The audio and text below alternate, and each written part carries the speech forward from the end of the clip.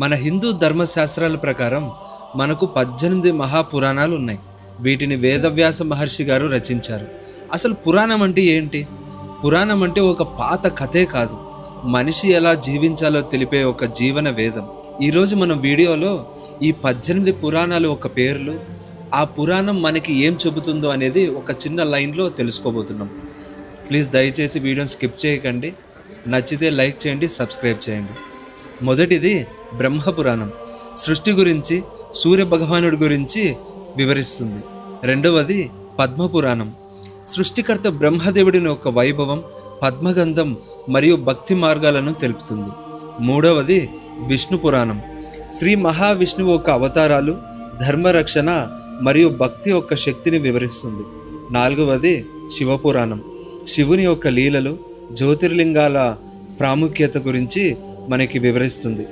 ఐదవది శ్రీమద్భాగవత పురాణం, శ్రీకృష్ణుడి యొక్క లీలలు మరియు నవవిధ భక్తి మార్గాల గురించి అద్భుతంగా వివరిస్తుంది. ఆరవది నారద పురాణం, వేదాల గురించి, మంత్రశాస్త్రాల గురించి, భక్తి యోగం గురించి తెలియజేస్తుంది.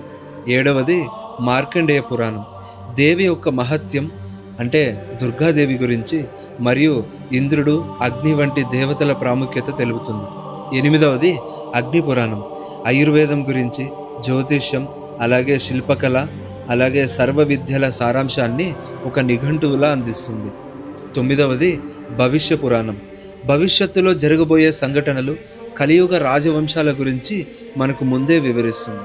పదవది బ్రహ్మ వైవర్త పురాణం, గణేశుడు, ప్రకృతి, అలాగే రాధాకృష్ణుల పరమాత్మ తత్వాన్ని వివరిస్తుంది.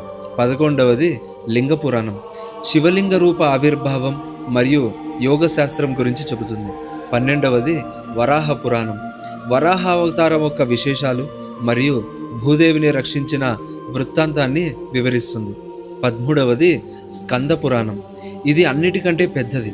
కుమారస్వామి అనగా కార్తికేయుడు ఒక గాథలు మరియు క్షేత్ర మహత్యాలను తెలుపుతుంది. 14 వామన పురాణం, విష్ణుమూర్తి వామన అవతారం ఎత్తి బలిచక్రవర్తిని అనుగ్రహించిన తీరును వివరిస్తుంది. 15వది కూర్మ పురాణం, కూర్మావతార విశేషాల మరియు ఈశ్వర గీత ధ్యాన జ్ఞానాన్ని బోధిస్తుంది.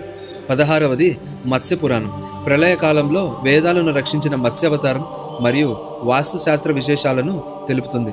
17వది గరుడ పురాణం, మరణానంతర జీవితం, ఆత్మ ప్రయాణం మరియు ధర్మబద్ధమైన జీవితం గురించి వివరిస్తుంది. 18వది బ్రహ్మాండ పురాణం, విశ్వం యొక్క పుట్టుక, లలిత సహస్రనామాలు మరియు ఆత్మజ్ఞానం గురించి తెలుపుతుంది.